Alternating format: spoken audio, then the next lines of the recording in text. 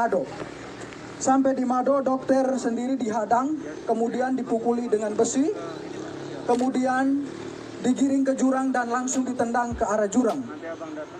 Pada pukul 9 lewat sekitar 11 menit, mereka bergerak lagi menuju ke barak yang kedua yang dipimpin langsung oleh saya sendiri sebagai ketua tim. Di situ kami ada 6 orang. Saya sendiri sebagai ketua tim, Paman Selo, Paman Emmanuel Abi, Paman Patra, Suster Christine, Suster Anti dan juga Suster Ella yang sudah menjadi.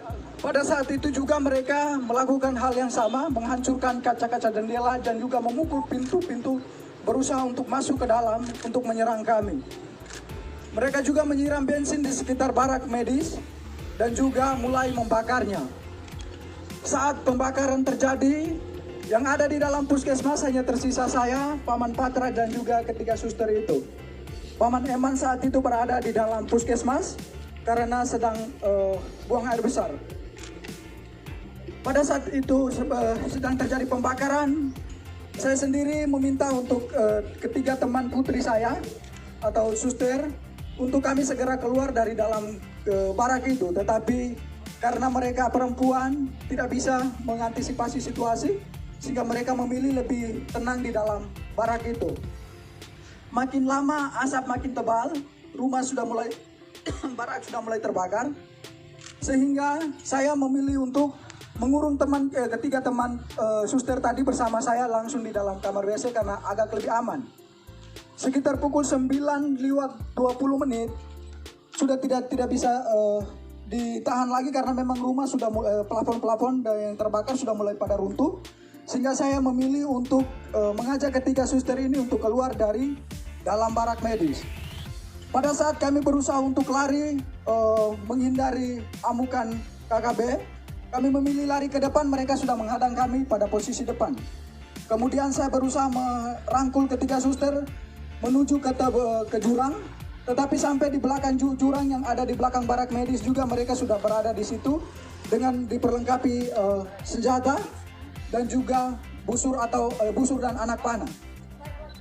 Akhirnya saya berusaha untuk mengamankan ketiga suster ke rumah warga yang terdekat, jaraknya sekitar 5 meter dari barak medis itu. Sesampainya di situ, mereka juga ada di situ berusaha untuk membakar rumah warga yang di sebelah. Akhirnya saya memilih untuk mengamankan ketiga suster di dalam gedung, di dalam kamar mandi dari rumah masyarakat itu.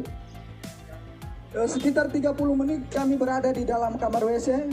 Kejadian semakin brutal, mereka semakin membabi buta, memanah teman kami Paman Emmanuel Abi.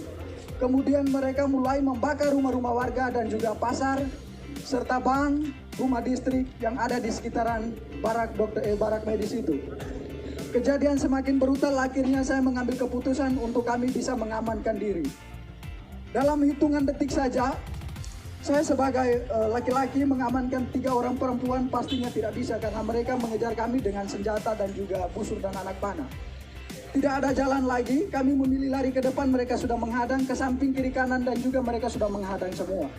Akhirnya di belakang kami terdapat jurang yang cukup terjal, kedalamannya sekitar 500 meter dengan sudut ketajaman itu sekitar 90 derajat. Tanpa berpikir panjang, saya bertanya kepada ketiga suster itu bagaimana kita harus mengamankan diri. Mereka menjawabnya, kita lompat saja. Akhirnya tanpa berpikir panjang, saya menghitung 1 sampai 3 dan saya sendiri lompat pertama. Kemudian ketiga suster mengikuti saya untuk melompatnya. Sesampainya di bawah, kami pikir bahwa kami sudah aman dari kejaran mereka, tetapi mereka tetap mengikut kami ke bawah. Sampai ke bawah saya sendiri tersangkut di akar pohon. Kemudian ketiga suster yang lainnya, yang satunya Suster Chris tersangkut di pohon juga. Suster Ella tersangkut di antara semak-semak. Kemudian Suster Anti, dia melompat jaraknya sekitar 150 meter ke kedalaman jurang gitu. Dan dia juga tersangkut di semak-semak. Mereka terus mengikut kami ke bawah, kemudian mendapati Suster Anti di bawah. Kemudian mereka naik, dapat lagi Suster Ella yang sekarang sudah ada di almarhum. Kemudian mereka dapat lagi Suster Chris. Saya sendiri mereka tidak dapat karena saya sembunyi di antara tebing dan juga akar-akar. Kemudian mereka mengumpulkan ketiga suster ini. Kemudian mereka semakin membabi buta. Mereka mulai menelanjangi suster dengan tidak membuka pakainya secara sopan, tetapi mereka menelanjangi dia dengan parang tajam atau parang, langsung dipotong saja pakaian mereka, mulai dibuka dari baju sampai celana dalam semuanya. Mereka tiga ditelanjangi, kemudian mulai dianiaya secara tidak manusiawi.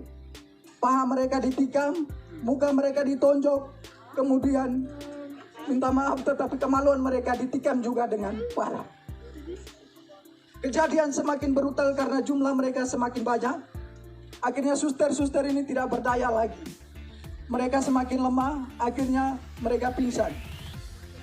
Dalam keadaan pingsan mereka dipikir bahwa mereka sudah meninggal, sehingga terpaksa mereka didorong lagi ke dalam jurang yang lebih dalam.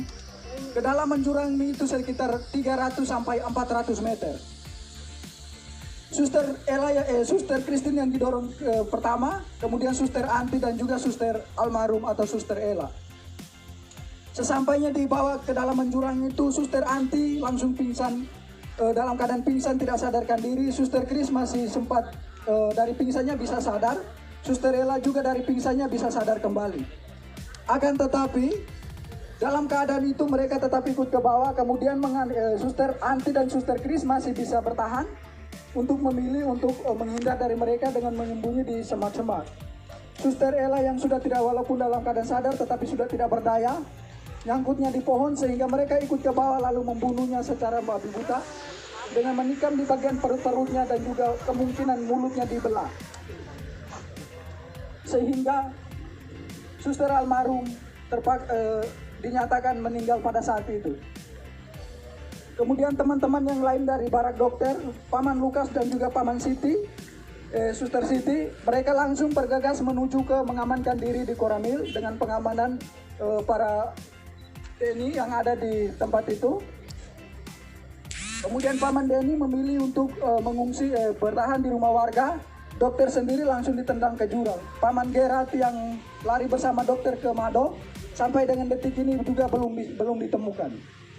Suster Ella yang menjadi almarhum sudah ditemukan 2 hari yang lalu, sekitar pukul 17:30.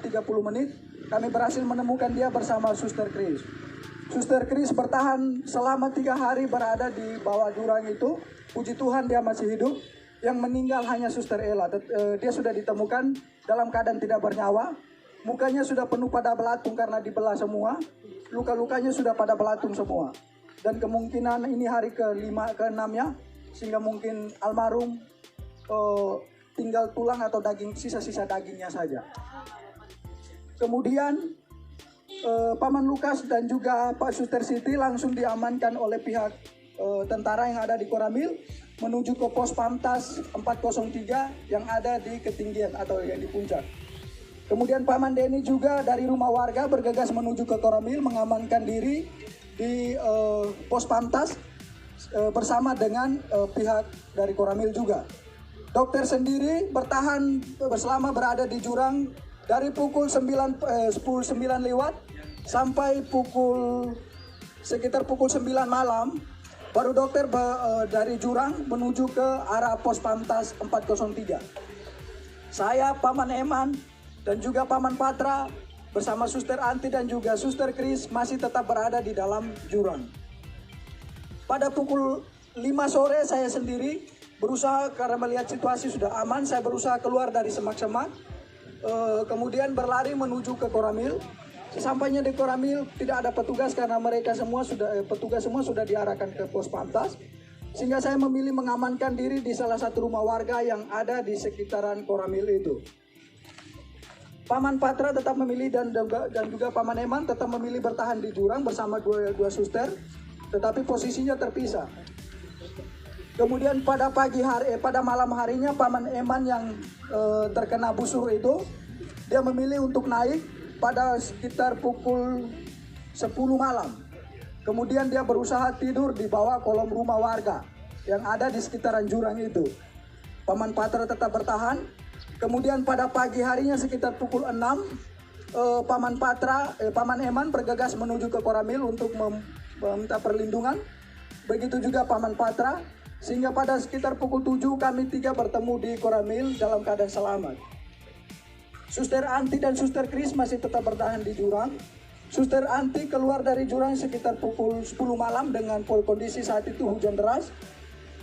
Dalam keadaan telanjang, dia dari jurang menuju ke Polsek Kiwirok. Sesampainya di Polsek Kiwirok tidak ada petugas karena memang petugas semua sudah pada ngungsi sudah pada diamankan ke pos Pamtas itu. Mereka bertugasnya di situ. Kemudian Suster Anti memilih untuk bertahan di pos, tetapi karena takut dengan situasi, dia berusaha keluar dari pos lalu kembali bersembunyi di semak-semak.